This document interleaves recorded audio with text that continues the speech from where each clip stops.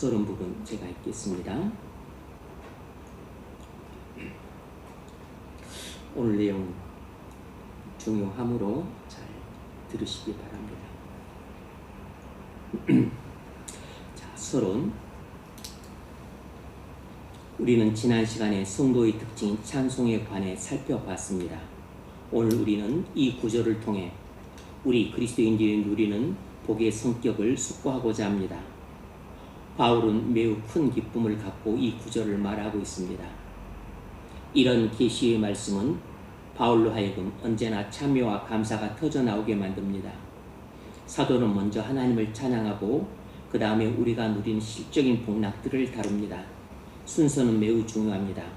우리는 우리의 주관적이고 공고한 상태 때문에 언제나 맨 먼저 우리 자신이 받을 복에 관심을 가집니다. 늘 우리는 우리 자신을 위해 어떤 일을 하고자 합니다. 그러나 바울은 우리가 하나님으로부터 시작해야 하고 하나님을 경배하는 일부터 시작해야 한다고 가르치고 있습니다. 이 점이 대단히 중요한 이야기죠. 아주 평범한 그 내용처럼 보이지만 엄청 중요한 내용입니다. 우리는 본능적으로 항상 우리 자신으로부터 출발하려고 하는데 이것이 항상 모든 문제의 근원이 되고 우리가 안고 있는 문제를 해결하지 못하는 이유가 됩니다. 우리는 항상 하나님으로부터 출발해야 됩니다. 그리고 하나님을 경배하는 일부터 시작을 해야 됩니다. 하나님께 복을 간구하는 일로부터 시작을 하면 안 되고 하나님을 찬송하고 그리고 예배하는 일부터 시작을 해야 됩니다. 그래서 모든 기도의 첫 출발이 항상 찬송이 돼야 돼요. 감사가 돼서도 안 되고 회개가 돼서도 안 되고 맨 먼저 찬송으로부터 시작을 해야 됩니다. 그리고 감사, 그리고 회개, 그리고 간구는 맨 마지막입니다. 그런데 우리는 타락이 있기 때문에 자기 중심적이라 내가 지금 제일 급하다고 생각하는 것부터 대뜸 달려들기 시작하는데 그러면 안 되겠죠. 낭떠러지에서 떨어지기 일보 직전이라면 살려달라고 먼저 구해야 되겠지만 그런 상황이 아니라면 항상 경배로부터 시작을 해야 됩니다. 우리 자신으로부터 시작하면 문제 해결책을 찾을 수가 없습니다. 하나님으로부터 시작을 할 때 하나님께서 우리의 문제를 다루어 가십니다. 우리는 기도든 예배든 하나님 존전에 나갈 때 돌진하듯이 성급하게 나아가서는 안 된다는 사실을 알아야 합니다. 늘 우리는 하나님께서 어떤 분이신가 생각해야 합니다. 사도는 우리에게 하나님께 나아갈 때 올바른 순서를 가르쳐주고 있습니다. 먼저 하나님을 찬미하고 하나님께서 우리에게 그런 보식을 주시기 위해 어떤 일을 하셨는가를 인식하고 난 후 우리가 받을 복을 생각하는 것입니다. 우리가 이 순서를 받아들일 때 이런 복락들을 진정으로 누리기 시작할 것입니다. 오늘 우리는 하늘에 속한 모든 신령한 복에 관해 살펴보겠습니다. 마틴 루터스 목사님 이렇게 말씀하셨어요. 영적인 삶에 있어서 가장 비참한 인상을 주는 사람들이 누군가? 영적인 일들에 있어서 가장 비참한 인상을 주는 사람들은 항상 자신에 대해서만 관심을 갖는 사람이라는 것입니다. 항상 자신이 그 받을 복에 대해서만 생각하는 사람이 영적으로 가장 비참하다는 인상을 받게 된다는 것입니다. 이것은 마틴 루터스 목사님이 오랜 기간 목회를 하시면서 느꼈던 점이라고 회고를 하고 계세요.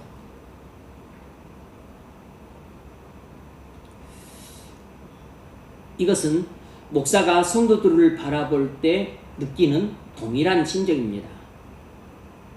그 이야기는 결국 하나님이 우리를 보실 때 가장 안타깝게 보시는 그 모습이 뭐냐면 하나님에 대해서는 관심이 없고 자신에 대해서만 관심을 갖는 것입니다. 모든 복락을 주실 수 있는 하나님은 쳐다보질 않고 맨날 자신의 비참한 신세만 쳐다보고 있는 것이에요. 그것이 하나님 아버지께서 보실 때 가장 딱한 사람의 모습인 겁니다. 하나님은 살릴 수도 있고 죽일 수도 있고 건강하게 할 수도 있고 병들게 할 수도 있고 그리고 주실 수도 있고 뺏을 수도 있고 막을 수도 있고 열어주실 수도 있는데 생사화복을 주시는 하나님을 바라보질 않고 자기 비참한 신세만 바라보고 있는 것입니다. 하나님을 찬양을 하고 그리고 하나님을 예배하려고 하지 않고 자신의 신세만 한탄하고 원망하고 그리고 맨날 남탓만 하고 있는 겁니다.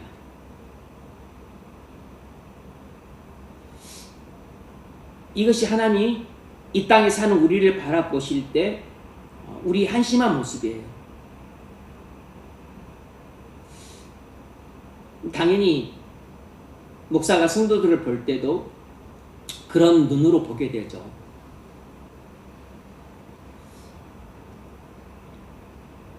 자신에 대해서만 관심이 있고 하나님에 대해서는 관심이 없어요.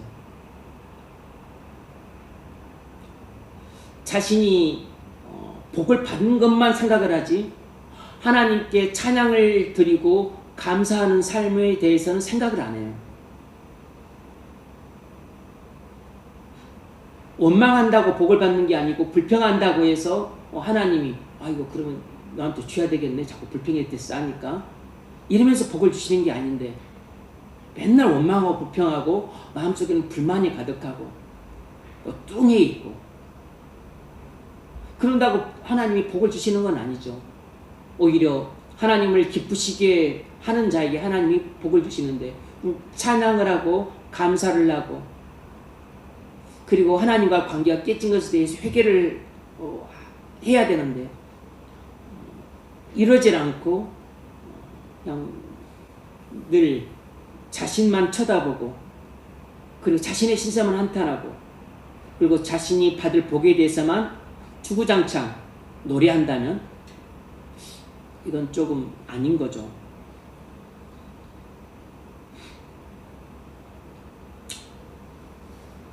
우리가 복을 받는 방식은 하나님을 바라보는 것입니다. 우리가 복을 받는 방식은 우리 자신을 바라보는 게 아니고 하나님을 바라보는 것이에요. 내 신세를 한탄하고 그리고 원망하는 것이 아니고 하나님을 찬양하고 그리고 예배하는 것입니다. 그리고 하나님이 내게 주신 것에 대해서 감사하는 것이에요. 하나님을 예배하면 예배할수록 하나님께서 복을 주십니다. 하나님께 예배하면 예배할수록 하나님께 복을 받게 돼요. 하나님을 찬미하면 찬미할수록 하나님께 많은 복락들을 받게 됩니다. 하나님을 예배하고 찬미를 하는데 그 사람에게 하나님이 저주를 내리실 리가 없죠. 따지고 보면 이것이 가장 실용적인 사람이에요. 이 사람이 가장 실제적인 사람입니다. 이 사람이 가장 하나님의 복을 받는 실제적인 그 방식을 알고 있는 사람이에요. 맨날 하나님께 왜 이것도 안 주십니까? 원망하면서 이것 달라 저것 달라 그렇게 칭얼대는 사람보다는 복을 달라는 말도 안 하면서 하나님을 기쁘게 찬양하고 그리고 항상 감사하는 마음으로 기도하고 그리고 하나님을 또 즐겁게 예배하는 사람은 하나님이 굳이 하나님께 뭐 이걸 달라 저걸 달라 이렇게 살려달라 복을 달라 이렇게 하지 않아도 하나님이 알아서 복락들을 우리가 느끼는 필요보다 더 확실하게 아셔서 우리의 복락들을 채워주십니다. 자식이 달라고 해야만 엄마가 젖을 먹이고 아버지가 부족한 걸 채워주는 게 아니에요. 자식이 말하지 않아도 부모는 자식의 필요를 자식보다 더 잘 알기 때문에 말하지 않아도 부모는 넘치도록 채워주세요. 육신의 그 모자란 부모도 그 정도인데 우리를 창조하시고 다스리고 계시고 우리보다 우리 자신을 더 잘 알고 계시는 창조주 하나님 아버지께서 우리의 필요를 우리보다 만 배는 더 잘 아시고 그리고 그걸 또 공부하실 수 있는 능력도 있으세요.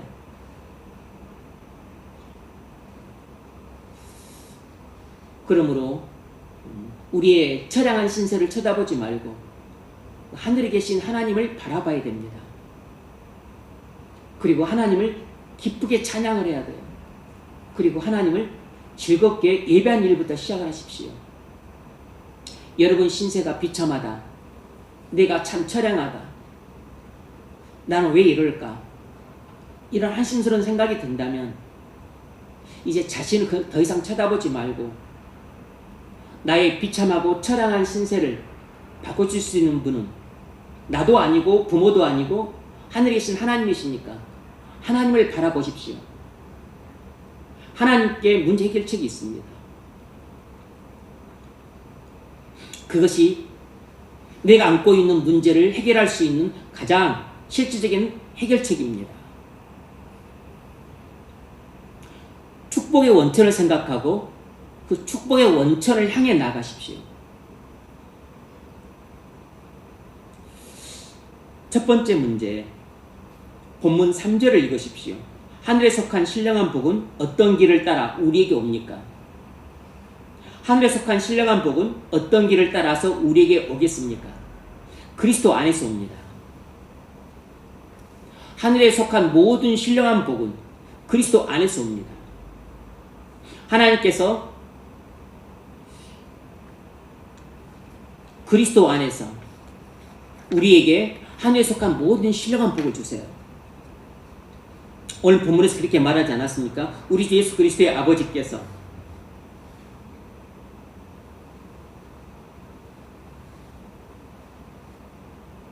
그리스도 안에서 하늘에 속한 모든 신령한 복으로 우리에게 복 주시되 우리 주 예수 그리스도의 아버지께서 그리스도 안에서 하늘에 속한 모든 신령한 복으로 우리에게 복 주셨다 그랬습니다. 우리는 그리스도 밖에서는 하늘에 속한 신령한 복을 단 하나도 받을 수 없습니다. 하늘에 속한 모든 신령한 복은 오직 하나님께서 그리스도 안에서만 주세요. 그리스도 안에서만 주신다는 것은 오직 그리스도를 믿고 의지할 때만 받는다는 것입니다.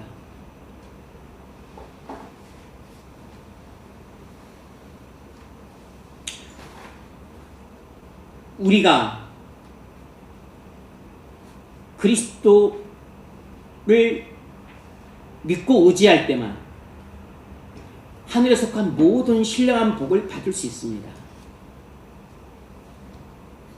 그러므로 여러분 이건 아주 평범한 진리지만 대단히 중요한 진리예요. 우리는 하늘에 속한 모든 신령한 복을 오직 그리스도를 믿고 의지할 때만 받을 수 있습니다. 그러므로 우리가 이 땅에 살아가는 동안 가장 중요한 일은 사나 죽으나 그리스도를 믿고 의지하는 것입니다. 살아도 그리스도를 믿고 의지해야 되고 죽어도 그리스도를 믿고 의지해야 됩니다.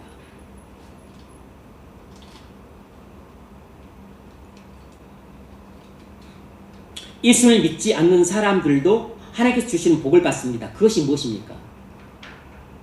예수 그리스도를 믿지 않는 사람들이 받는 복이 뭐죠? 예수 그리스도를 믿지 않는 사람들도 복을 받아요. 그리고 그리스도인도 복을 받습니다. 예수 그리스도인들도 그리스도를 믿지 않는 세상 사람들도 받는 복이 무엇입니까? 그게 일반 은혜예요. 그것이 일반 은혜입니다.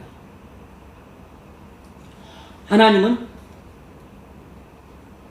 사람들이 주실 수 있는 모든 복을 갖고 있어요. 그런데 하나님이 그리스도인이든 그리스도인이 아니든 모든 사람들에게 공통적으로 주시는 그 복이 있습니다. 그것을 일반 은혜라고 불러요. 그것 대표적인 것이 하나님이 해를 비춰주시는 것입니다. 비를 내려주시는 것이에요. 바람을 불게 해주시는 것입니다. 우리에게 생명을 주시는 것입니다.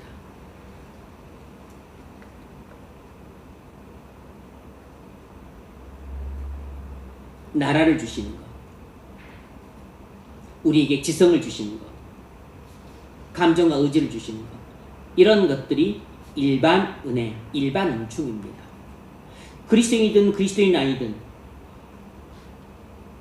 모든 사람이 하나님께로부터 받는 복은 바로 일반 은혜라고 불러요. 그런데 바울이 여기서 다루는 것은 일반 은혜가 아니고 특별 은혜입니다.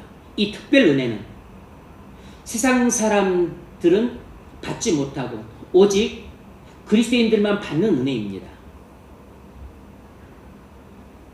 오직 그리스도를 믿고 의지하는 사람들만 받는 복락을 특별 은혜라고 부릅니다. 성경이 은혜라고 말할 때는 대부분 문맥상 특별 은혜를 가리키는 것이에요.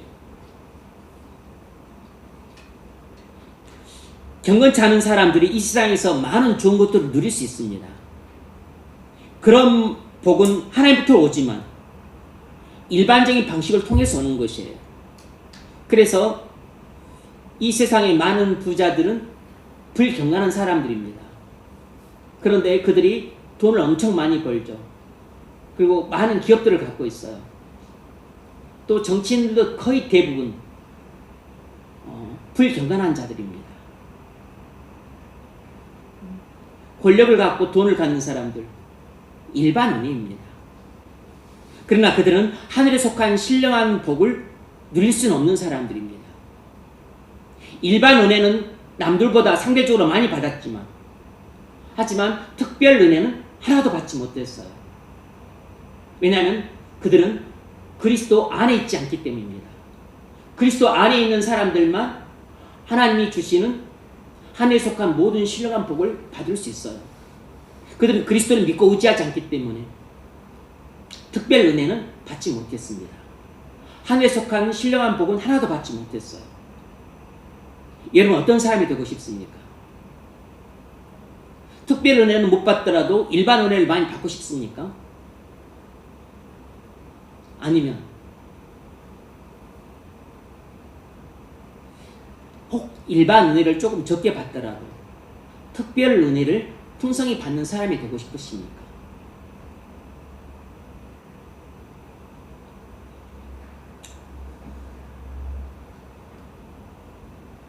하나님 일반 은혜는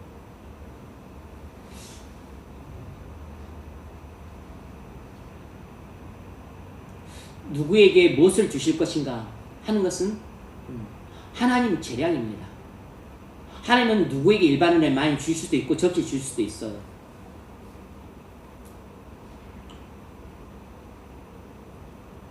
그런데 세상에서는 일반 은혜를 많이 받으면 행복하다고 생각하고 적게 받으면 불행하다고 생각합니다. 근데 하나님 보시는 관점은 달라요. 하나님은 특별 은혜를 받은 사람은 일반 은혜를 혹 적게 받았다 할지라도 이런 사람을 하나님은 복받은 사람이라고 부릅니다.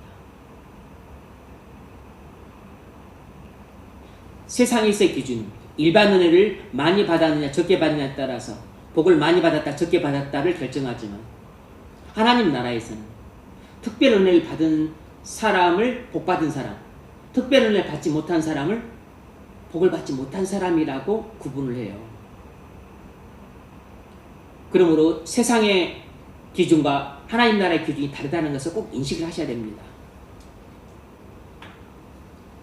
두 번째, 사도 바울이 에베소 성도들에게 보내는 이 서신에서 이 구절을 기록한 이유가 무엇이겠습니까? 바울이 오늘 본문 3절을 기록한 이유가 무엇이겠어요? 우리 주 예수 그리스도의 아버지께서 그리스도 안에서 하늘에 속한 모든 신령한 복으로 우리에게 복 주셨다. 이렇게 기록한 이유가 무엇이겠습니까?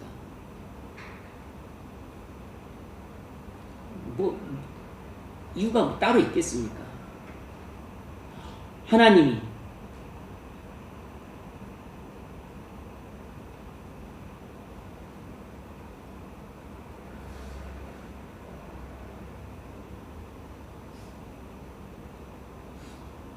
우리에게만 주시는 복락들이 무엇인지를 알고 그것을 풍성히 누리기를 원했기 때문입니다. 하나님이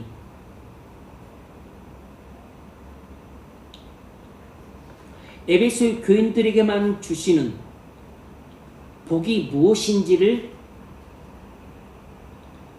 깊이 깨닫고 풍성하게 누리기를 원했기 때문이에요. 그러므로 우리가 이 구절을 통해서 뭘 깨달아야 되겠습니까?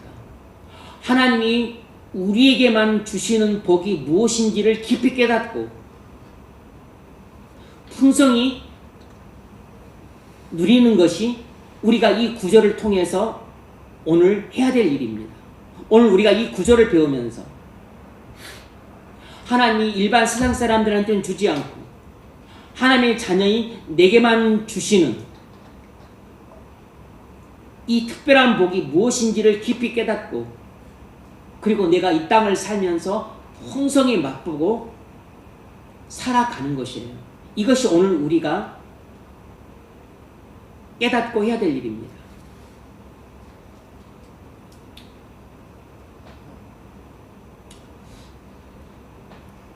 하나님이 그리스도 안에서 우리에게만 주시는 풍성한 복락이 무엇이겠습니까? 예수님은 이렇게 말씀하셨어요. 아니, 사도 요한은 요한복음 1장 14절로 16절 말씀이 육신이 되어 우리 가운데 거하심에 우리가 그의 영광을 보니 아버지의 독생자의 영광이요 은혜와 진리가 충만하더라. 요한이 그에 대하여 증언하여 외쳐 이르되 내가 전에 말하기를 내 뒤에 오시는 이가 나보다 앞선 것은 나보다 먼저 계심이라 한 것이 이 사람을 가리킴이라 하니라. 우리가 다 그의 충만한 데서 받으니 은혜 위에 은혜로라. 아멘.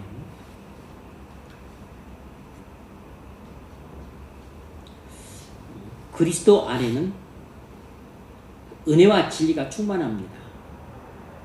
그리스도 안에는 독생자의 영광이 충만해요. 그래서 은혜와 진리가 충만합니다. 그럼 하나님은 우리에게 주고자 하시는 그 하늘에 속한 신령한 복락은 바로 은혜요 진리예요. 우리에게 하늘에 속한 진리를 풍성하게 깨닫게 해주시고 그리고 또 그리스도 안에서 은혜를 풍성하게 누리게 하고자 하시는 것이 하나님의 계획입니다. 하나님이 우리에게 그리스도 안에서 주고자 하시는 하늘에 속한 신령한 복은 바로 은혜와 진리를 풍성히 깨닫고 누리도록 하는 것입니다.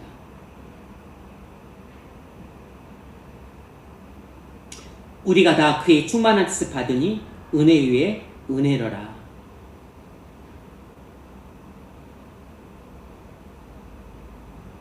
여기서 은혜는 특별 은혜를 가리키는 거죠. 그래서 은혜와 진리는 그리스도 안에만 충만히 있습니다. 은혜와 진리가 충만하더라. 그러므로 여러분이 진리를 깨닫고 은혜를 풍성하게 받기를 원한다면 여러분은 그리스도를 믿고 그리고 전적으로 의지해야 됩니다. 성경을 읽을 때 말씀을 믿고 전적으로 의지를 해야 돼요. 그래야 진리를 깨닫습니다.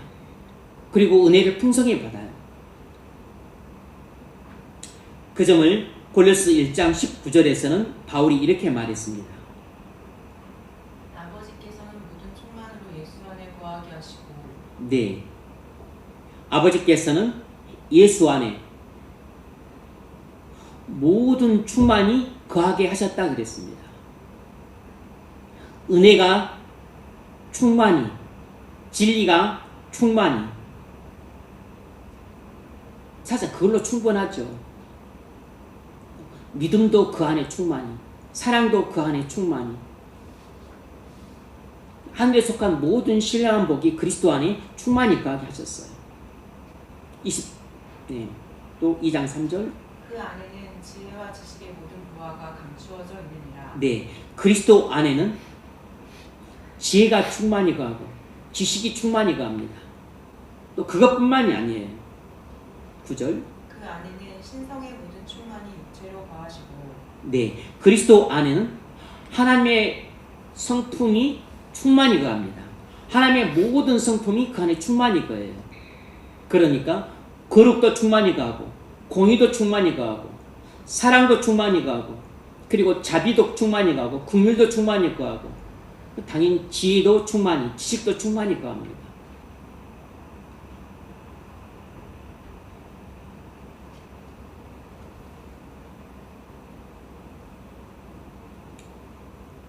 바로 바울은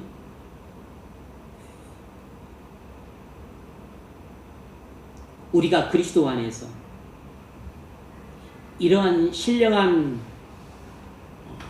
복락을 하나님께서 이미 그리스도 안에서 우리에게 주셨다는 것을 깨닫기를 간절히 바라고 있어요. 그리고 그것을 풍성히 맛보기를 간절히 바라고 있습니다.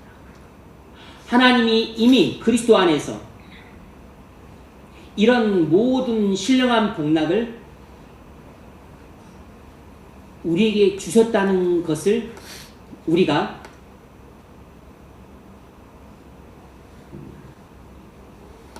깨달아야 됩니다. 그리고 이것을 풍성히 맛보는 것이 중요해요.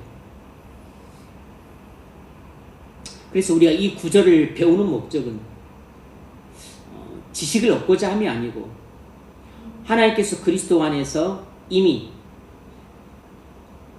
내게 하늘에 속한 모든 신령한 복을 주셨다는 것을 깨달아야 됩니다. 그리고 그것이 정말로 믿어질 때 내가 그리스도로부터 이러한 신령한 복락들을 실질적으로 받게 됩니다. 그리고 그것을 맛보게 돼요. 나는 이미 그리스도를 믿고 그리스도와 연합되어 있습니다.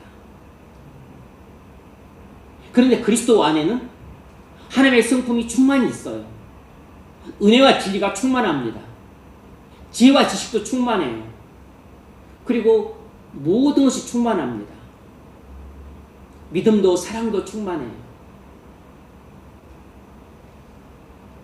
근데 나는 그것을 내가 충만히 누리지를 못하고 있어요. 왜죠? 아직 그것을 믿지 못하기 때문입니다.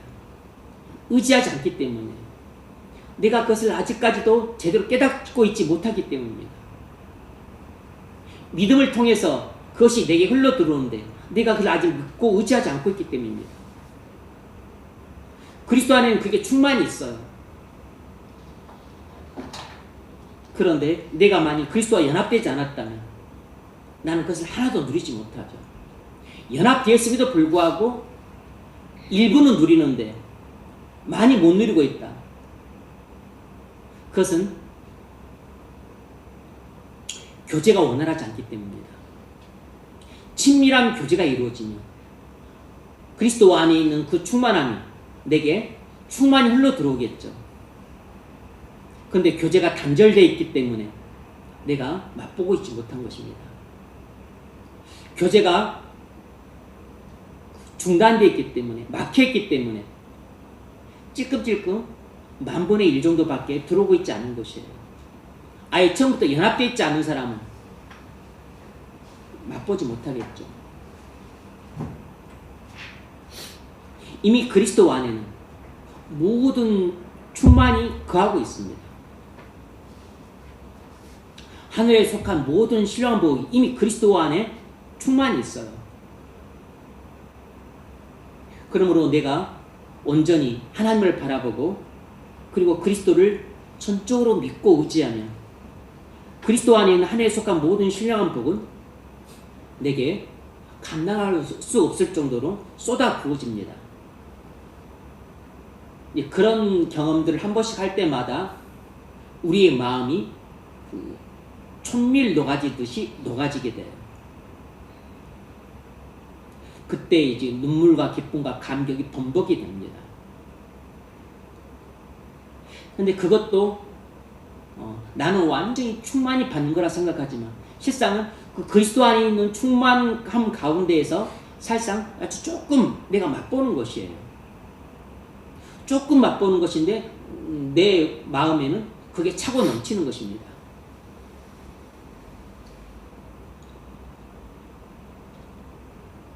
그래서 오늘 배우는 이 말씀을 사소하게 여기지 마십시오.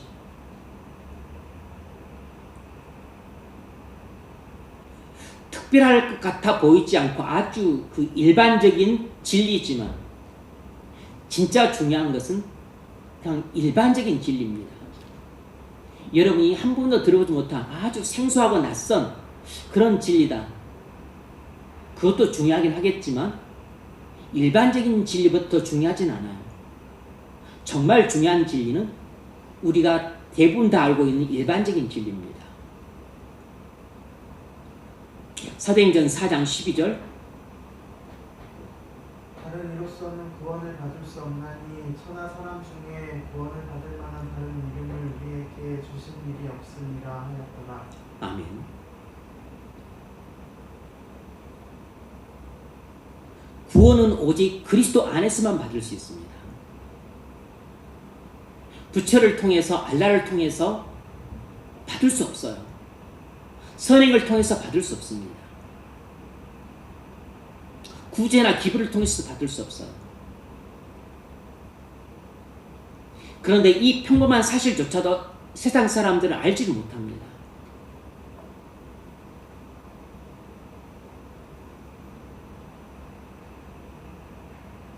디모데전서 2장 9절 하나님은 한 분이시오 또 하나님과 사람 사이의 중보자도 한 분이시니 곧 사람이신 그리스도 예수라. 아멘. 하나님과 사람 사이의 중보자는 그리스도십니다. 어쩌란 말입니까? 그리스도 안에서만 하나님과 인간 사이에 죄가 가로막혀 관계가 단절되었어요. 그래서 그 그리스도를 믿어야만 우리 죄가 용서를 받아서 이 중보자이신 그리스도를 통해서 우리가 하나님께로 나아갈 수 있습니다. 그리스도가 중보자가 되신 것은 하나님과 우리 사이에 가로막혀 있는 이 죄를 자신의 우리 죄를 지고 대속의 피를 흘렸기 때문에 그 공로로 말미암아 우리가 하나님과 화목할 수 있게 된 것입니다. 그래서 우리는 그리스도 안에서만 하나님과 화목할 수 있어요.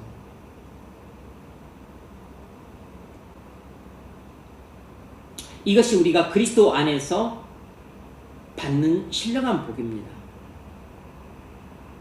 근데 사람들은 하나님과 화목하다는 것이 중요한 줄도 모르고 그게 무슨 복이냐고 생각을 해요.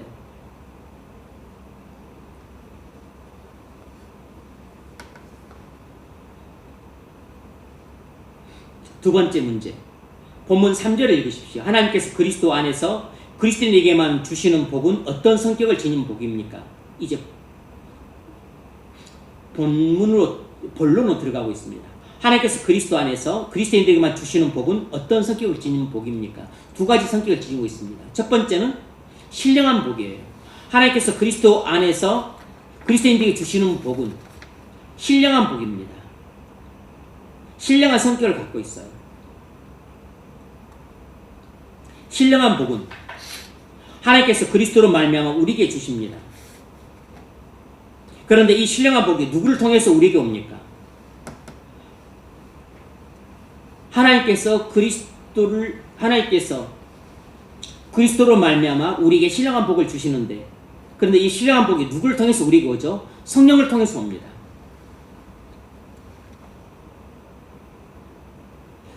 성령을 통해서 우리에게 와요. 하나님이 우리에게 그리스도 안에서 신령한 복을 주시는데, 성령을 통해서 이 신령한 복을 우리에게 주십니다. 우리는 하나님께서 그리스도 안에서 이미 주신 복을 지금 믿음으로 받고 있어요. 우리에게 주어지는 모든 신령한 복은 삼위 하나님의 구원 계획에 의해서 완벽하게 진행되고 성취되고 있습니다. 성령의 역할은 예수님을 영화롭게 하는 것이에요.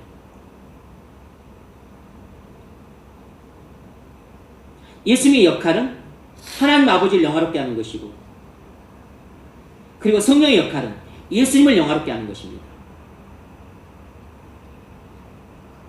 그리스도께서 우리를 위해 행하신 모든 일들을 성령께서 우리에게 주십니다. 그리스도께서 행하신 모든 일들을 성령께서 우리에게 적용을 시키세요. 그래서 하나님께서 이미 그리스도 안에서 주신 모든 신령한 복을 우리에게 주시는 분은 성령입니다. 성령을 통해서 우리에게 주세요.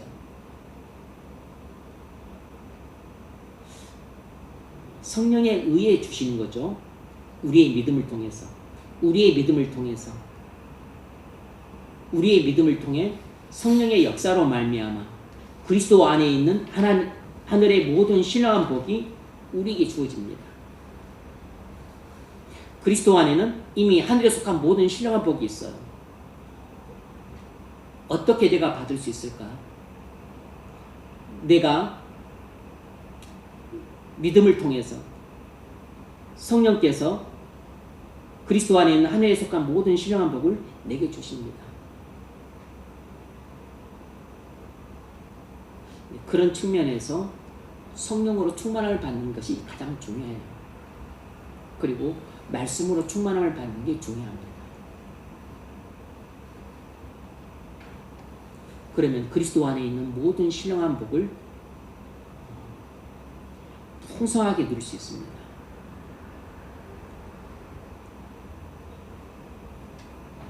두 번째, 하나님의 아들이 이 땅에 오셔서 인성을 취하시고 우리 구원을 위해 신성의 특권을 사용하지 않으셨습니다. 주님은 사람들 가운데 살아가셨습니다. 이를 위해 주님께 꼭 필요했던 것이 무엇입니까? 성령을 받는 것이었습니다. 예수님이 성령을 받는 것이 꼭 필요했어요. 예수님이 이 땅에서 종으로 섬기는 삶을 살고 십자가에서 죽을 수 있었던 것은 성령으로 말미암은 것입니다. 예수님이 이 땅에서 종으로 섬기는 삶을 살고 고난받는 삶을 살고 십자가에서 하나님의 진노의 심판을 받을 수 있었던 것은 전적으로 성령으로 말미암은 것이에요. 그러므로 우리가 이 땅에서 주님 걸어가신 길을 걸어가려면 반드시 성령을 받아야 됩니다. 왜냐하면 예수님도 성령을 받지 않고서는 그 고난받고 십자가의 길을 걸어갈 수 없었어요. 마찬가지로 우리도 성령을 받지 않으면 이 땅에서 주를 위해 고난받고 십자가를 지는 삶을 살 수 없습니다. 우리가 이 땅에서 주를 위해 고난받고 그리고 십자가를 지는 삶을 살려면 반드시 성령을 받아야 됩니다. 그것도 성령으로 충만함을 받아야 돼요. 예수님이 성령으로 충만함을 받으셨기 때문에 인간으로서는 감당할 수 없었던 일들을 감당할 수 있었던 겁니다. 우리도 인간으로서는 가히 감당할 수 없는 수고를 하고 그리고 주를 위해 고난을 받고 그리고 주를 위해 헌신하고 그리고 주를 위해 죽도록 충성하려면 성령을 받되 충만히 받아야 됩니다.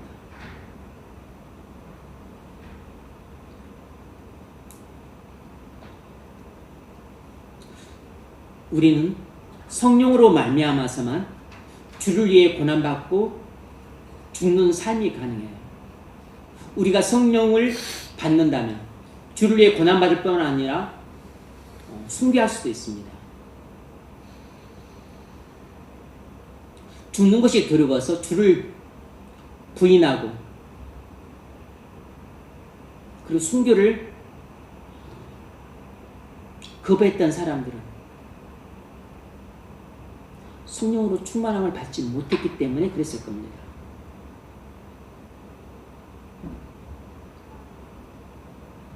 세 번째, 사람은 본질상 신령한 일들에 관해 어떤 태도를 취합니까? 관심이 없습니다. 사람은 본성상 신령한 일들에 대해서 관심이 없어요. 이게 제일 큰 문제입니다. 사람은 보통 이 땅의 삶에 대해서만 관심이 있습니다. 눈에 보이고 손에 잡히고 감각으로 느낄 수 있는 것들에 대해서만 관심을 가져요. 영혼에 대해서는 관심이 없습니다. 영적인 일들에 대해서는 관심이 없어요. 하늘에 속한 일들에 대해서는 아무 관심이 없습니다. 그런 이야기하면 하품합니다.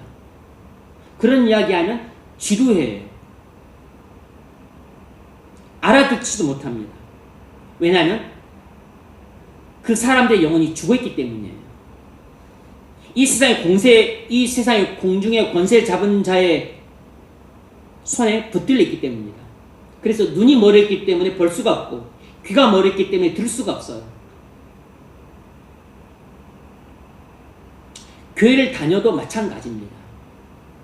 교회를 다니니까 조금 아는 척은 할 수 있겠지만 또 약간의 관심은 표면적으로 가질 수 있겠지만 교회를 다녀도 아직 중생하지 않았다는 마귀의 손에 붙들려 있기 때문에 눈이 멀어 있어서 하나도 보지 못합니다. 하늘의 것들은 보지 못하고 땅의 것들만 봐요. 그리고 하늘의 것들은 관심이 없고 땅의 것들에 대해서만 관심이 있습니다. 돈 버는 것에 대해서, 차에 대해서, 집에 대해서, 그리고 조건이 좋은 사람과 결혼해야 된다는 이런 것에 대해서만 관심이 있어요. 거듭남에 대해서, 회심에 대해서, 구원에 대해서, 그리고 천국에서의 그 영원한 삶이 무엇인가에 대해서 이런 것에는 관심이 없습니다.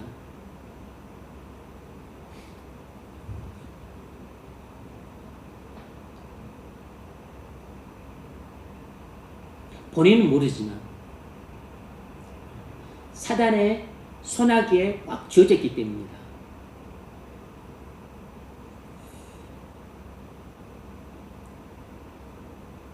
사단의 손에 꽉 쥐어져 있는 사람들의 특징은 이 땅의 것들에 대해서 엄청나게 관심이 많다는 거예요. 주식에 대해서 관심이 많고, 또 재테크에서 돈 버는 데서 관심이 많고, 또 집 사가지고 어떻게 또 땅값 오르는 거, 집값 오르는 거, 이런 것에 대해서 관심이 많습니다. 그리고 차에 대해서, 또 집에 대해서, 또 영화에 대해서, 여행 다니는 것에 아주 그냥 미쳐서 환장을 합니다. 옷 사는 것에 대해서, 그리고 먹고 마시고 하는 또 식도락에 대해서, 정치에 목숨을 겁니다. 이런 사람들은 이 땅의 정치에 대해서 목숨을 걸어요.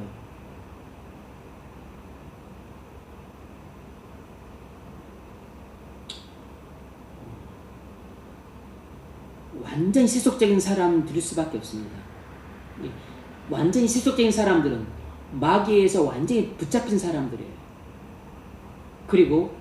그래서 눈이 먼 사람들입니다. 고린도후서 4장 말씀처럼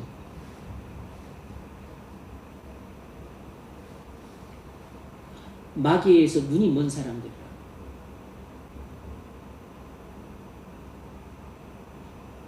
여러분, 이런 사람들과 의사소통은 그냥 대화도 안 됩니다. 컨버세이션이 안 돼요. 대화를 3번 이상 하기가 힘들어요. 그럼 무슨 의사소통이 되겠습니까? 그러면 아무리 외모가 뛰어나도 여러분 호감받기 어렵습니다. 아무리 조건이 좋아도, 아무리 집이 있어도, 아무리 그 집 가문이 뛰어나도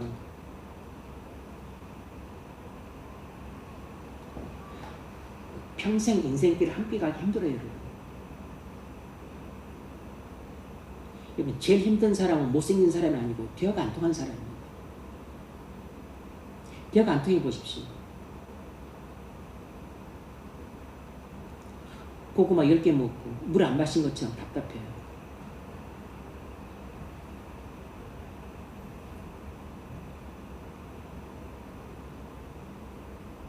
그런 사람들은 은혜 모릅니다. 하나님과의 교제 몰라요. 영원한 것에 대해서는 아무런 관심도 없습니다. 은혜에 대해서 관심이 없어요. 돈에 대해서 관심이 있지. 예배하고 찬송하는 것에 관심 없습니다. 여행 다니면서 관심이 있지. 성경 읽고 기도하는 것 관심 없어요. 옷 사고 그리고 맛집 가서 음식 먹는 데 관심이 있지. 성령에 의해서 살신을 받기 전까지는 알지 못합니다. 중생을 해야 눈을 뜨는 것이에요.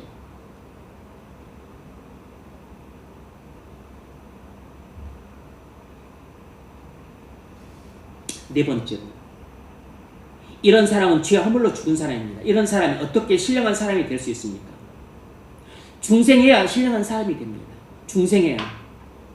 성령께서 그 사람을 살리셔야 비로소 육적인 사람이 신령한 사람이 됩니다.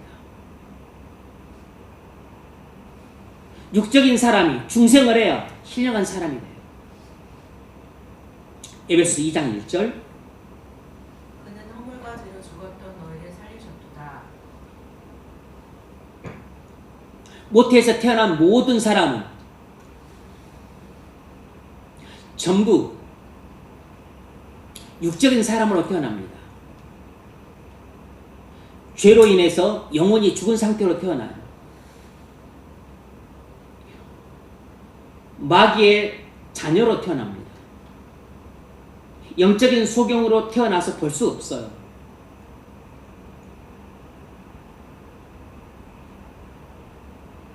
성령께서 그 영혼을 살리셔야 비로소 눈을 뜨고 귀가 열립니다.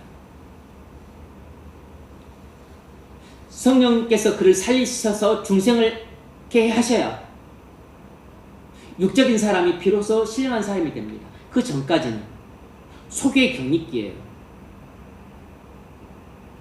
만약 여러분이 부모님과 대화가 안 통한다면 그것은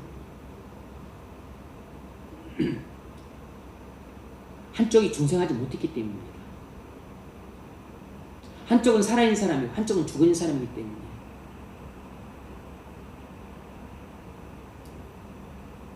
이해는 해줄 수 있어요. 중생한 사람이 중생하지 못한 사람. 그건 의사소통은 안 되는 겁니다.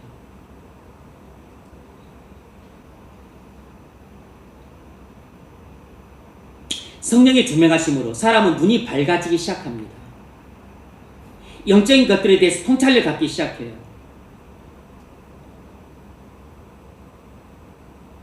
중생해야 신령한 마음을 갖습니다. 내가 예수 그리스도를 믿고 성령께서 내 안에 들어오셔야 비로소 내 죽은 영혼이 살아나요.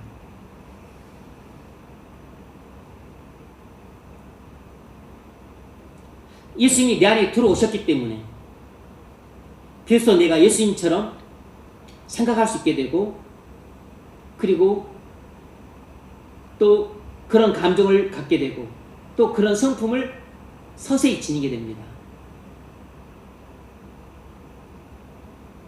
중생하면 결정적인 변화가 일어납니다. 이건 완전한 변화가 아니에요. 결정적인 변화라는 뜻은 생명의 씨앗이 들어왔다는 뜻입니다. 이제 내가 본격적으로 바뀌기 시작했다는 뜻이지 완전함을 뜻하는 게 아니에요. 이런 복락은 하나님께서 그리스도 안에서 주신 것입니다.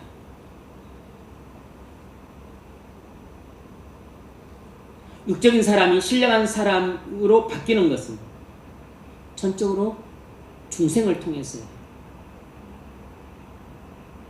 내가 예수를 믿고 성령을 받을 때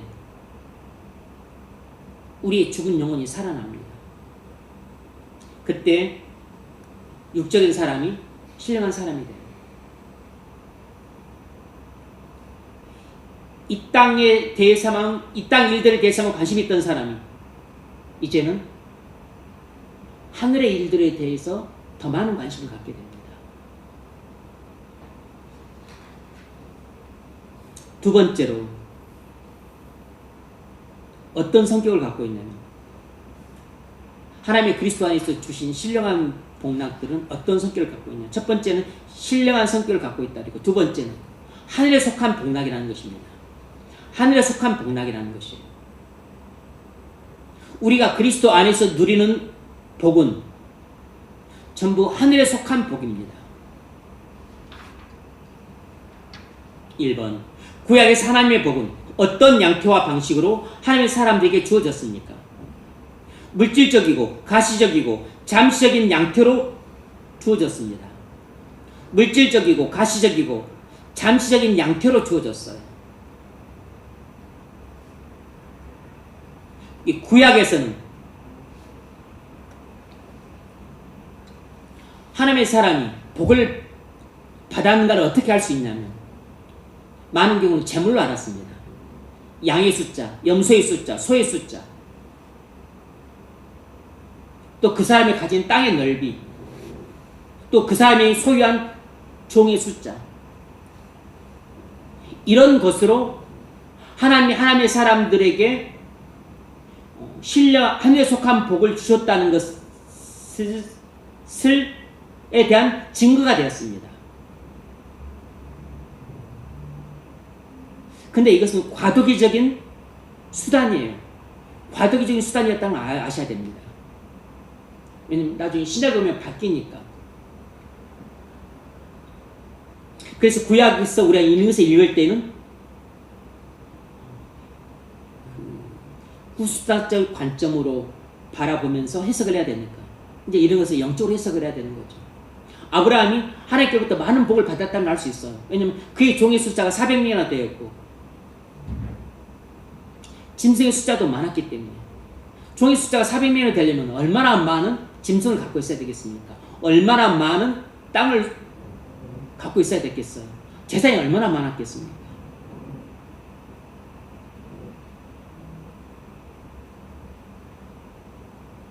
하나님의 사람을 다루시는 구약의 방식은 실물적입니다. 실물적이에요. 하나님께서 하나님의 사람들에게 구약시대에 복을 주셨다는 것은 주로 물질적으로 나타났습니다. 눈에 보이는 방식으로 역사하셨어요. 주로 이 땅에 속한 복락들로 보여주셨습니다. 신약에서는 바뀌어요. 두 번째, 신약에서 하나님께서 그리스도 안에서 주시는 복은 어떤 양태와 방식으로 왔습니까? 하늘에 속한 복들로 왔습니다. 신약에서는 하나님께서 그리스도 안에서 주시는 복이 어떤 양태로 왔냐면 하늘에 속한 복으로 왔어요. 즉 영적이고 비가시적이고 영원한 양태로 왔습니다. 영적인 형태로, 비가시적인 형태로, 영원한 형태로 왔어요. 구약에서 주어졌던 복의 양태와 전혀 다르죠. 구약에서는 물질적이고 가시적이고 잠시적인 양태였지만 신약에서는 영적이고 비가시적이고 그리고 영원한 양태로 왔어요. 물론 하나님이 원하시면 우리에게 땅에 속한 복들을 주실 수 있습니다. 그러나 기독교 신앙은 본질적으로 이 땅에 속한 복이 아니라 하늘에 속한 복을 약속하고 있어요. 하나님께서 그리스도 안에서 우리에게 주마 약속하신 복들은 본질적으로 이 땅에 속한 복들을 약속하신 게 아니고 하늘에 속한 복들을 약속하신 것임을 알아야 됩니다. 물론 하나님은 하늘과 땅의 모든 복들을 주관하시는 분이시기 때문에 하나님이 원하시면 얼마든지 우리에게 이 땅에 속한 복들도 풍성히 줄 수 있어요. 하지만 하나님께서 본질적으로 그리스도 안에서 우리에게 주고자 하시는 복은 이 땅에 속한 복들이라기보다는 하늘에 속한 복들입니다. 그러면 기독교 신앙에서 약속하고 있는 복은 이 땅에 속한 복이 아니고 하늘에 속한 복이라는 사실을 꼭 기억하셔야 됩니다. 그래서 세속적인 사람들한테는 기독교 신앙 인기가 없는 것입니다. 세상 사람들에게는 기독교 신앙 인기가 없어요. 왜냐하면 세상 사람들은 한결같이 이 땅에 살 때 복받기를 원하는데 기독교 신앙은 본질적으로 이 땅에 살 때 이 땅에 속한 복들을 준다고 하나님이 약속하셨다고 말하지 않기 때문이에요. 하나님은 하늘과 땅에 속한 모든 복들을 주관하신 분이므로 이 땅에 속한 복들을 줄 수는 있지만 하나님께서 그리스도 안에서 약속하신 복은 이 땅에 속한 복이 아니라 하늘에 속한 복입니다. 그러면 기독교 신앙은 하늘에 속한 복을 하나님이 주셨다고 약속하신 것이기 때문에 이것을 주신다고 말을 하는 것이지 땅에 속한 복들을 주신다고 말할 수 없는 것입니다.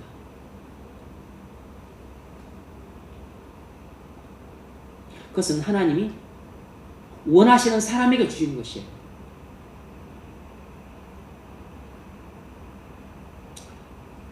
소셜 가스펠, 사회복음, 이런 측면에서 잘못된 점이 있습니다. 마치 기독교가 이 땅에 속한 조건들을 바르게 하는 것이라고 가르칩니다. 불평등이 너무 심해. 평등하게 해야 돼. 빈부격차가 너무 심해. 빈부격차 해소를 줄여야 돼. 독재를 해서 사람들 너무 억압해. 잘못됐어. 사람들을 자유롭게 해줘야 돼. 이것은 사회 정의고 하나님의 공의라고 하는 측면에서 맞아요. 이 말 자체가 틀린 게 아니고, 근데 기독교 신앙은 이 땅에서의 이런 삶의 조건을 바꾸는데 목적이 있는 것이 아니라고.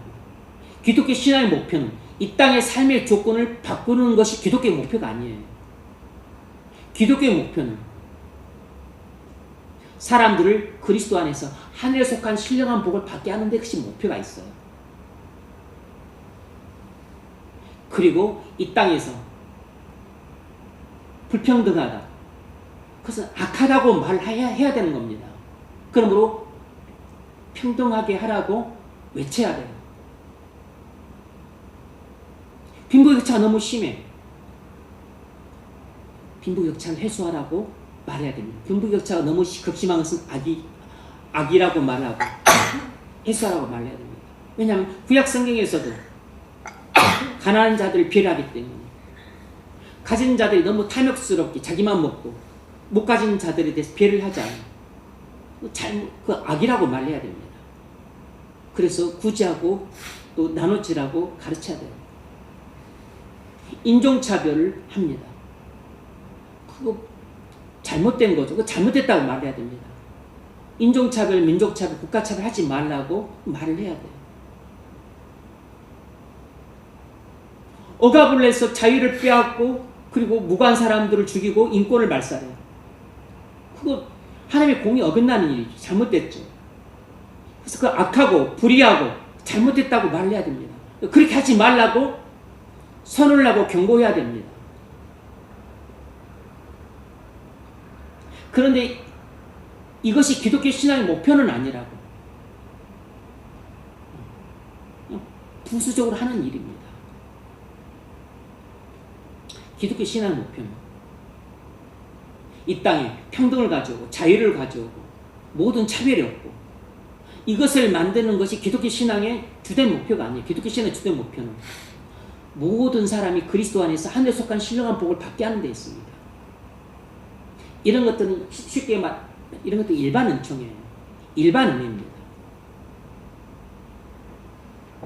하지만 하나님의 공의와 거리 관점에 맞섰을 때 악이고 불의하고 잘못되었기 때문에 잘못되었다고 말하고 그걸 고치라고 말을 해야 되는 겁니다.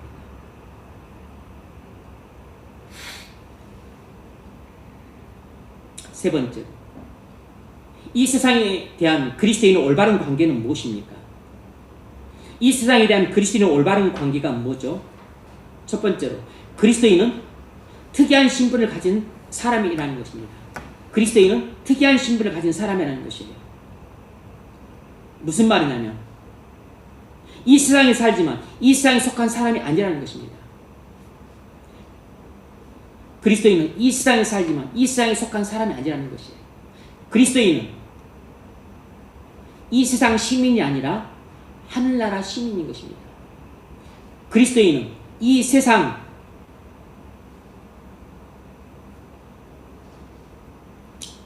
시민이 아니라 하늘나라 시민이라는 것입니다. 물론 우리는 형식적인 국적으로는 이 세상의 국적을 갖고 있어요. 근데 그것은 임시적인 국적입니다. 우리의 영원한 국적은 천국입니다. 우리의 임시적인 국적은 대한민국이고 우리의 영원한 국적은 천국입니다. 나는 잠시 이 땅에 대한민국에 살면서 대한민국 국민이라는 그 국적은 가졌지만 나는 대한민국 국민이지만 이 세상 나라에 속한 사람은 아니에요. 대한민국에 속한 사람은 아니다. 그렇게 말을 하면 안 되고 이 세상 나라에 속한 사람이 아니에요. 나는 하늘나라에 속한 사람입니다. 천국과 대한민국을 대비시키면 안 되고 천국과 세상 나라를 대비시켜야 돼요. 천국과 대조되는 말은 세상 나라니까.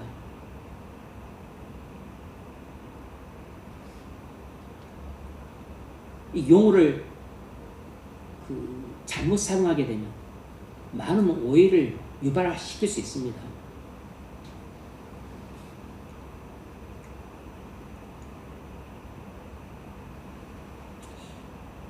빌립보서 3장 20절.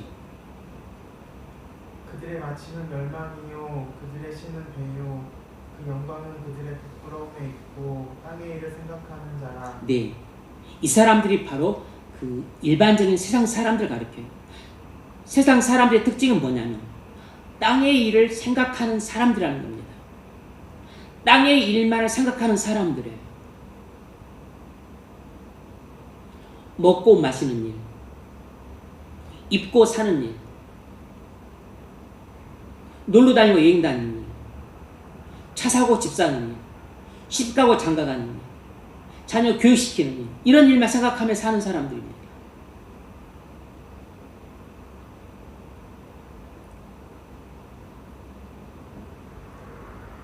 그런데 그리스도인의 특징은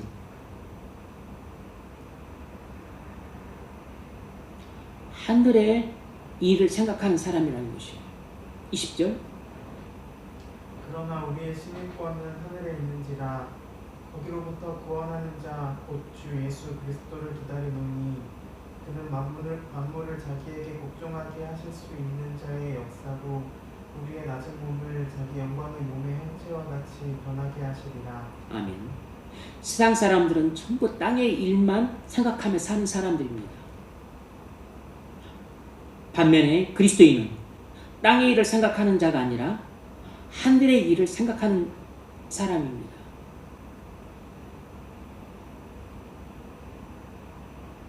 이것이 세상 사람과 그리스도인의 근본적인 차이예요.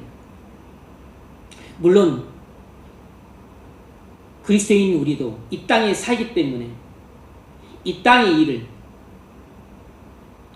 부분적이고 그리고 잠시 생각하기는 하죠.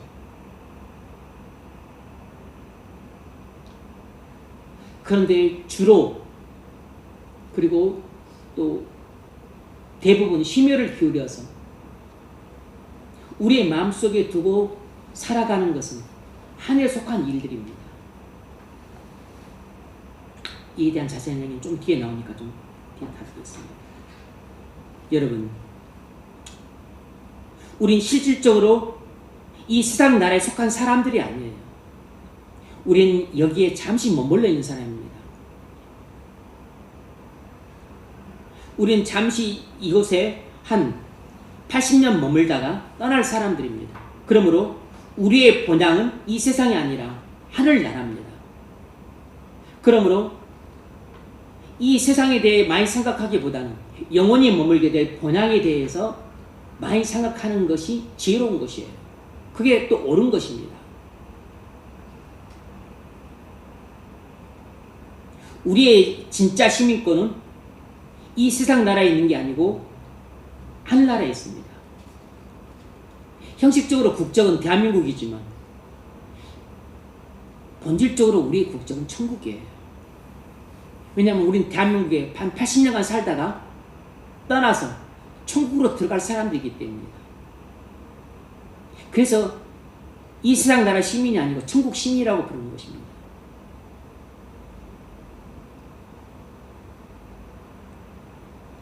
그럼 우리가 속한 나라는 본질적으로 대한민국이 아니라 천국입니다. 물론 나는 대한민국 국적을 갖고 있고 대한민국에 살고 있고 또 대한민국에서 세금도 내고 교육도 받고 국방 의무도 수행하지만 여기는 나의 영원한 나라가 아니에요. 나의 영원한 나라는 천국입니다. 형식적으로는 대한민국 국적을 갖고 있지만 실질적이고 본질적으로는 나는 천국의 국적을 가진 사람이라는 점을 명심해야 됩니다. 그래서 이 대한민국에서 일어나는 일들에 목숨을 걸면 안 돼요. 일정 부분 관심을 갖되 너무 거기에 매이면 안 됩니다. 베드로전서 2장 11절. 사랑하는 자들아, 거름인과 나그네 같은 너희를 권하노니 영혼을 거슬러 싸우는 육체의 정욕을 제어하라.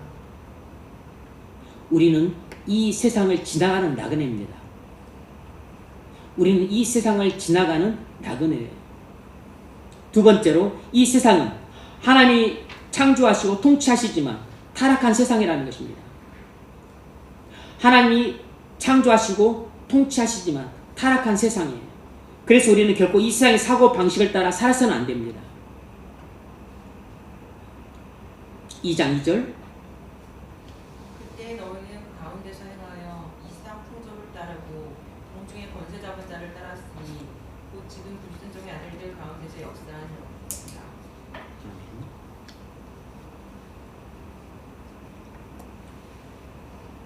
네 번째로 이 세상을 바라보는 그리스도인의 올바른 관점과 올바른 자세는 무엇입니까? 이 세상을 바라보는 그리스도인의 올바른 관점과 이 세상을 대하는 우리의 올바른 자세가 무엇이겠어요? 이건 아주 중요한 이야기입니다. 여기서 이제 그리스도인의 균형 잡힌 신앙이 나와요. 우리는 하나님 이 세상에 주신 것들과 그 안에 있는 모든 것들을 누릴 수 있습니다. 우리는 하나님이 이 세상에서 주신 것들과 그 안에 있는 모든 것을 누릴 수 있어요. 하지만 그것의 마음을 빼앗기지는 말아야 됩니다. 다시 말하면 초인해야 된다는 뜻이에요. 이 세상에 속한 것들에 대한 그리스도인의 자세는 언제나 초인해야 된다는 것입니다. 초인이라는 말을 꼭 기억하십시오. 초연. 우리는 하나님께서 이 세상에 주신 것들과 그 안에 있는 모든 것을 누릴 수 있지만 그것에 얽매여서는 안 됩니다. 초연해야 돼요. 우리는 하나님께서 이 세상에 주신 모든 것을 누릴 수 있지만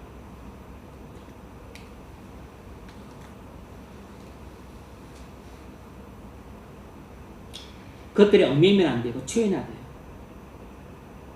이것이 이 세상을 바라보는 그리스도인의 올바른 관점이자 이 세상을 대하는 그리스도인의 올바른 자세예요.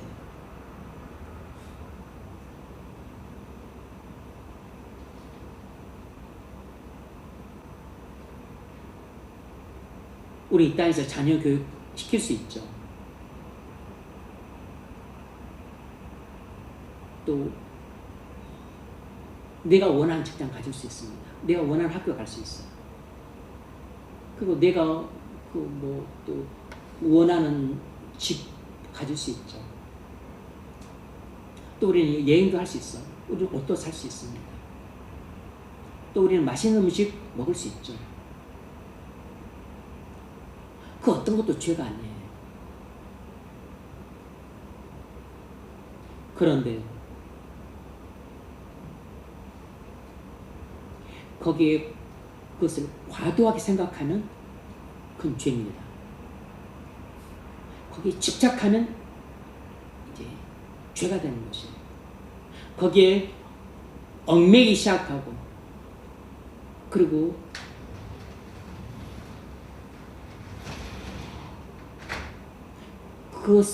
그것에 대해서 내가 막 목숨을 건다면 그것은 이 세상을 바라보는 나의 관점이 잘못되었고 이 세상에 대한 나의 자세가 잘못된 것입니다. 우린 누군가를 사랑할 수 있어요. 그래서 그 사람을 또 좋아해서 결혼할 수 있습니다. 근데 사랑하던 사람이 다른 사람과 결혼할 수 있습니다. 교제하다가 끊어져서 또 그 사람이 또 다른 사람 결혼할 수 있습니다. 어떤 사람을 사랑해서 만나서 교제하고 그리고 또 결혼하는 것 다 할 수 있어요. 근데 그런 것에 매이면 안 된다고. 교제하다가 헤어졌다고 해서 울고 불고 죽고 살고 그 사람이 또 나 버리고 다른 사람과 결혼했다 그래서 사네 못 사네 그래서 또 교회를 떠나네 안 떠나네 창피해서 못 살겠네 속상해서 못 살겠네 그렇게 하면 안 되는 거라고.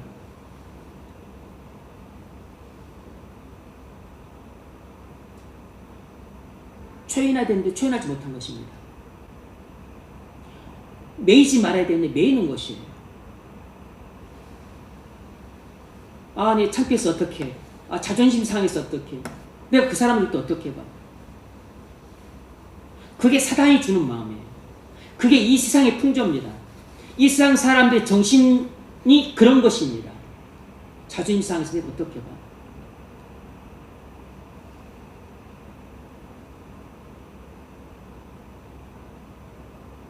그게 이 세상의 풍조라고. 그게 이 세상 사람들의 정신 구조고 그게 이 세상 사람들의 사고방식과 생활방식입니다. 그렇게 하면 안 되는 겁니다.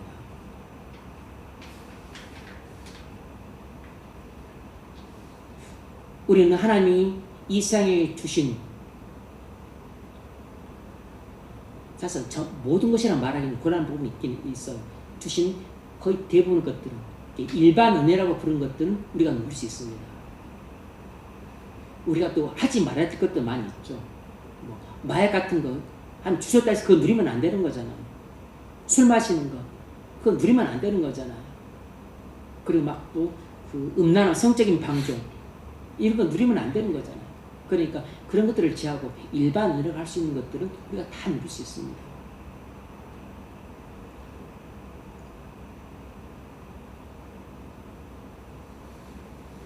우리가 꼭 뭐 한 9평짜리 그 좁은 집에서 꼭 그렇게 살아야 되는 건 아니잖아요.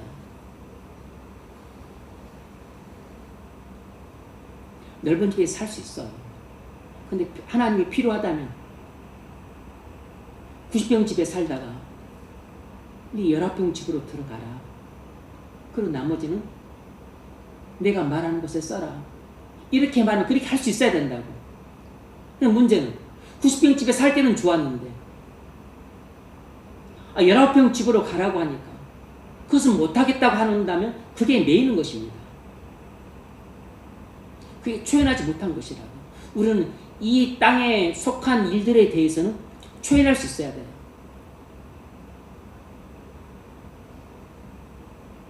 모두가 건강하게 살고 싶죠. 근데 몸이 아프면 어떡합니까?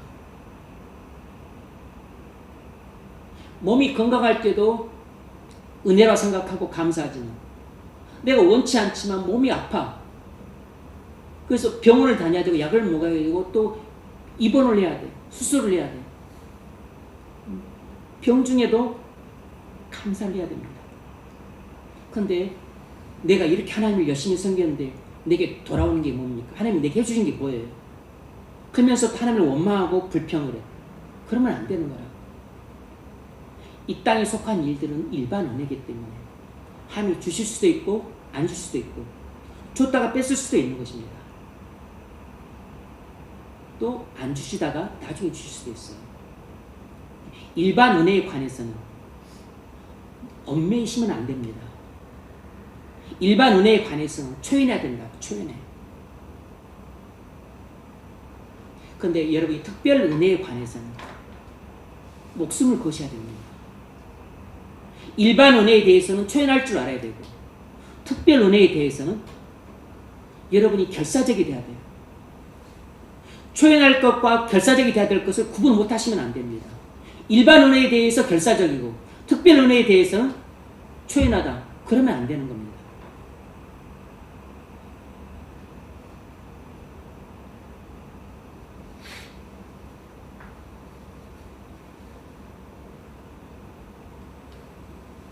고린도후서 4장 17절이 이하가 그 점을 잘 보여줍니다. 읽어보세요. 우리가 잠시 받는 환난에 경한 것이 지극히 크고 영원한 영광에 중한 것을 우리에게 이루게 하노니 우리가 주목하는 것은 보이는 것이 아니요 보이지 않는 것이니 보이는 것은 잠깐이요 보이지 않는 것은 영원하니라. 네. 왜 우리가 일반 은총에 대해서는 초연해야 되고 왜 우리가 특별 은혜에 대해서는 결사적이 돼야 되는가? 일반 은혜는 잠깐이기 때문이에요. 하지만 특별 은혜는 영원하기 때문입니다. 그래서 우리는 일반 은혜를 주목하기보다는 늘 특별 은혜를 주목해야 돼요. 왜 내가 좀 키가 크고 잘생겼으면 좋았을 텐데 왜 영화형일까? 이 생각을 하기보다는 내가 어떻게 하면 말씀을 묵상해서 은혜를 더 받을까? 내가 어떻게 하면 기도회에서 주님과 더 기쁘게 소통을 할까? 이 생각을 해야 되는 거라고.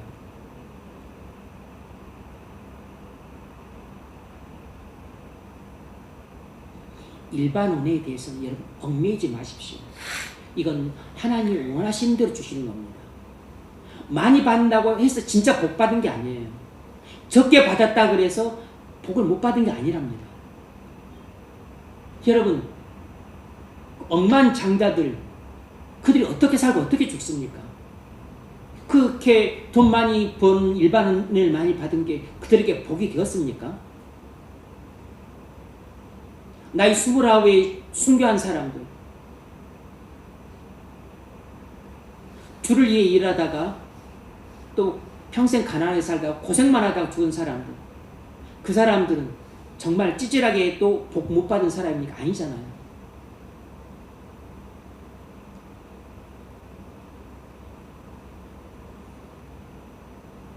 일반 은혜로 우리가 복 받았다 못 받았다 그렇게 생각하시면 안 됩니다. 일반 은혜는 하나님이 원하시면 우리에게 주십니다. 그리고 우리에게 필요가 없으면 안 주시는 것이에요. 특별 은혜는 우리에게 영원한 복락이기 때문에 이것은 결사적으로 받으셔야 됩니다. 읽으세요. 만일 땅에 있는 우리의 장막집이 무너지면 하나님께서 지으신지 곧 손으로 지은 것이 아니요 하늘에 있는 영원한 집이 우리에게 있는 줄 아느니라. 아멘. 왜 우리가 일반 은혜에 목숨을 걸어서는 안 됐냐면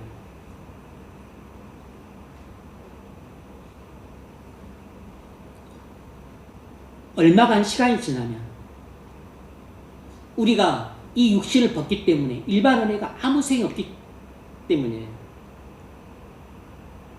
일반 은혜 아무리 많이 받았어도 내가 육신의 몸을 벗는 순간 이 일반 은혜는 내게 무용지물이 됩니다. 아무런 소용이 없어요.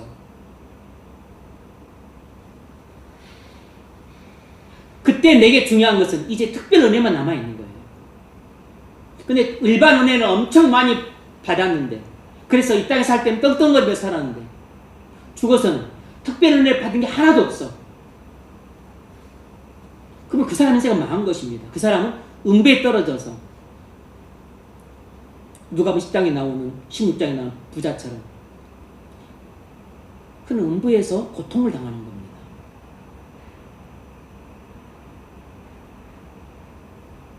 그러니까 무엇이 진짜 복의 기준인지를 알아야 됩니다.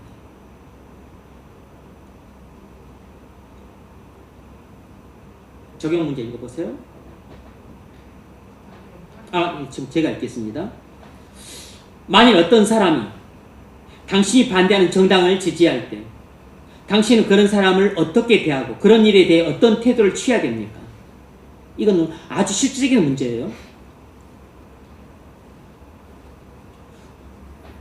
우리는 그런 일에 대해서는 흥분해서는 안 됩니다.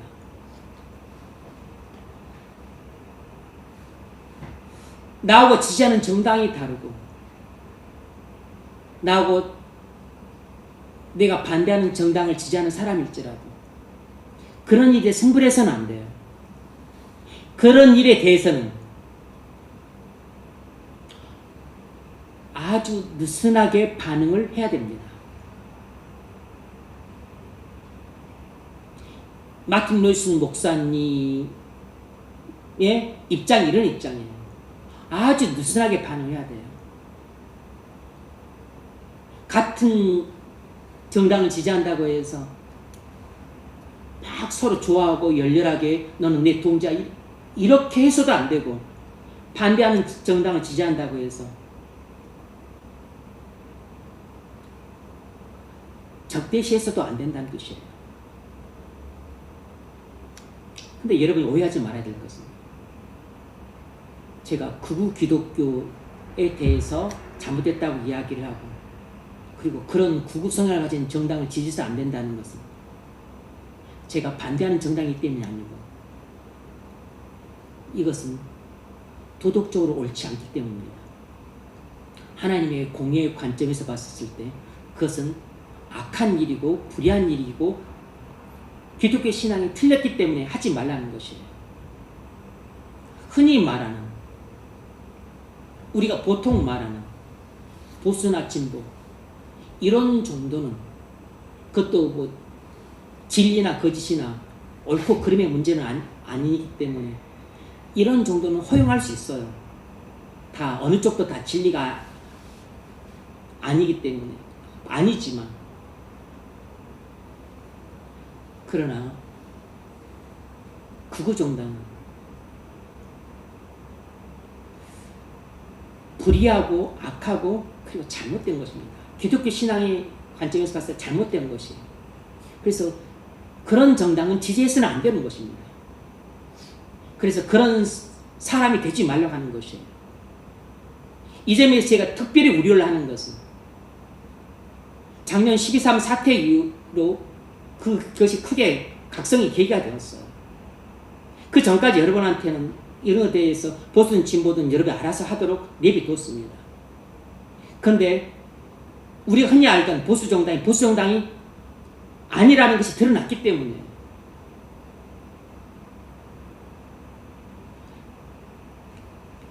보수 정당이나 진보 정당은 이 땅이 허용할 만한 정당입니다. 건전한 정당이에요. 근데 건전한 정당이 계엄을 하고 쿠데타를 일으키고 내란을 일으키지는 않죠. 그건 불법적인 정당입니다. 그건 나라를 전복시키는 것이에요. 그건 반역행위입니다. 나라는 하나님이 세우신 일반 은총입니다. 하나님이 세우신 일반 은총을 뒤엎는 행위예요. 그러므로 하나님의 질서를 깨뜨리는 행위라고. 하나님의 질서를 깨뜨리는 그런 행위를 하는 세력과 정당을 지지하는 것은 불의한 일인 거죠. 그런 거 하지 말라는 것입니다.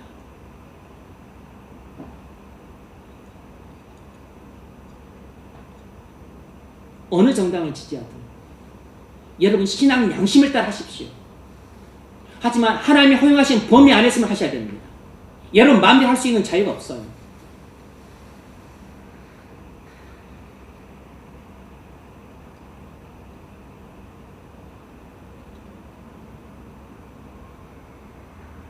왜냐하면 우리 복락은 땅에 속한 복락이 아니라 하늘에 속한 복락이기 때문입니다.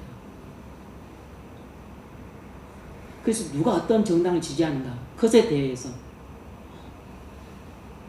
과민 반응을 보일 필요 없습니다.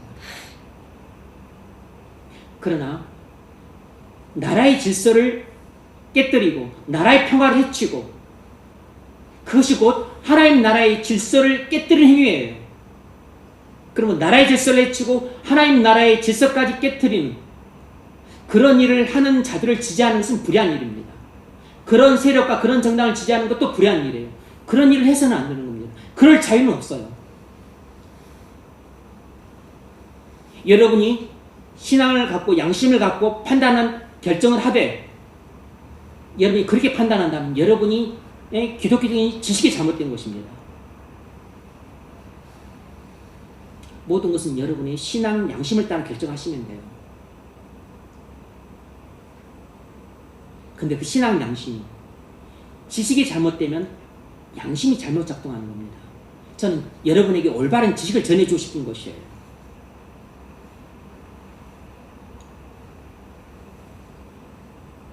모든 결정 여러분의 신앙 양심을 따라 하시면 됩니다. 베드로후서 1장 2절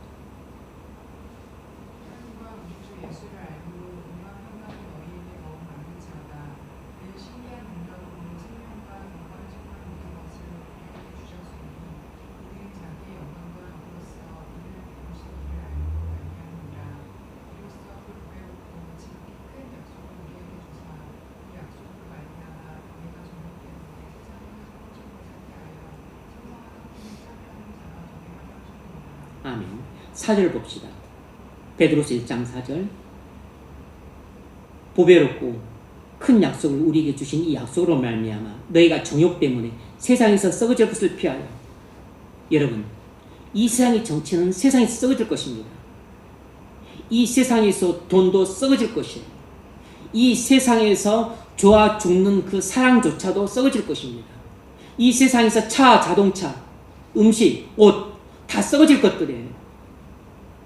정욕 때문에 그런 썩어질 것에 얽매이시면 안 됩니다. 정당 지지하는 거 여러분 다 그거 썩어져서 없어질 것들입니다. 인종차별, 지역차별 다 썩어져서 없어질 것들이에요. 남녀차별, 빈부차별 그건 다 우리 정욕 때문에 생긴 것들입니다. 우리의 부패한 정욕 때문에 생긴 것들인데 이 세상에서 우리 부패한 정욕 때문에 생긴 것들은 전부 썩어져서 없어질 것들입니다. 그런 것들에 초연하시라고.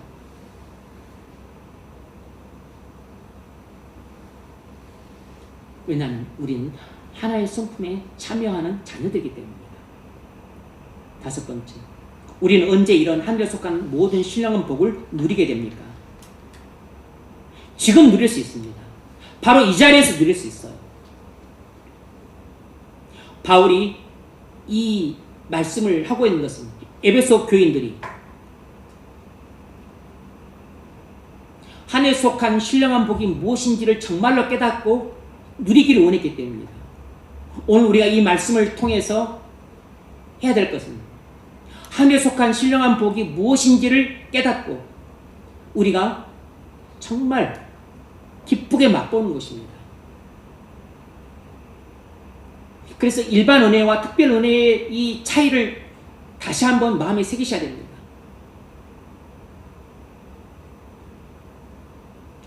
일반 은혜는 하나님이 우리가 필요하다 하시면 주세요. 필요하지 않으면 안 주십니다. 그러므로 이 땅에서 받는 일반 은혜에 대해서는 너무 얽매이시면 안 됩니다. 초연하셔야 돼요. 하지만 특별 은혜는 우리의 영생과 영벌과 관련이 있기 때문에 이것은 우리가 이 땅에 사는 동안 목을 매셔야 됩니다. 결사적이 되셔야 돼요. 이것이 일반 은혜와 특별 은혜를 바라보는 그리스도인의 올바른 관점이자 그리고 올바른 자세예요. 정치에 대해서 목매지 마십시오. 돈에 대해서 목매지 마세요. 직장에 대해서 목매지 마십시오. 집이나 차에 대해서 목매지 마세요. 배우자나 결혼이나 자녀 교육에 대해서 너무 목매지 마세요. 목을 매야 될 것은 그리스도 안에서 하나님이 이미 주신 하늘에 속한 모든 신령한 복을 내가 받아 누리는 것입니다.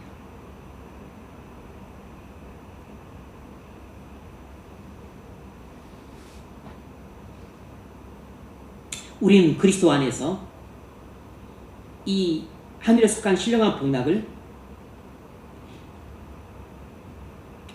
믿고 의지할 때 받아 누립니다. 그리스도를 믿고 의지할 때 성령께서 우리에게 주세요. 믿고 의지할 때 그리스도 안에서 이 신령한 복락들을 점진적으로 받아 누리게 됩니다. 한꺼번에 모든 걸 싹 받는 게 아니고 평생 계속해서 받는 것이에요. 근데 한 번 좀 흡족하게 받을 때 그때 우리 마음이 풍성하게 녹아집니다. 그때 은혜 충만함을 갖게 돼요. 이런 것들이 좀 자주 있어야 됩니다. 그러면 우리 영혼이 완전히 100% 리프레시가 돼요. 이런 가장 좋은 기회가 여러분이 말씀을 깊이 묵상했을 때입니다. 그리고 예배 드리고 기도할 때예요. 예배 드리고 말씀 듣고 기도할 때 이런 것들을 풍성하게 맛볼 수 있어요.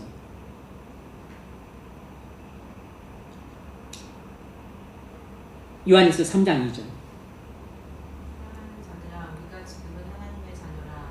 장래에 어떻게 될지는 아직 나타나지 아니하였으나 그가 나타나시면 우리가 그와 같을 줄을 아는 것은 그의 참모습 그대로 볼 것이기 때문이니 주를 향하여 이 소망을 가진 자마다 그의 깨끗하심과 같이 자기를 깨끗하게 하느니라. 말씀을 읽겠습니다. 우리는 그리스도 안에서 신령한 복락을 점점 더 풍성하게 맛보게 될 것입니다. 그리스도를 믿고 의지하세요.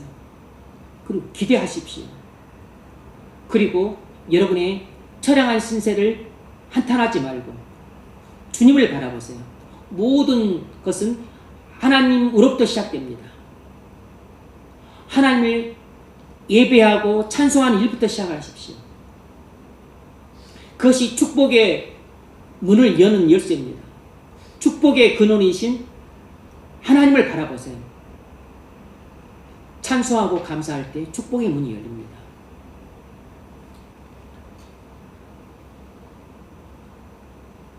그리고 하늘문이 열릴 때 우리는 그 영광의 빛에 압도되어서 우리의 마음이 초밀처럼 녹아지게 될 겁니다. 그래서 그리스도 안에서 하나님이 주신 신령한 복락을 풍성히 누리는 성도들이 되시길 바랍니다. 무엇보다도 그리스도 안에서 이미 충만한 그 은혜와 진리를 풍성하게 맛보십시오. 진리를 깊이 깨달으세요. 은혜를 풍성히 맛보십시오. 그래서 여러분의 심령에 은혜와 강물처럼 넘쳐흐르는 삶이 되시기를 주의 이름으로 축원합니다.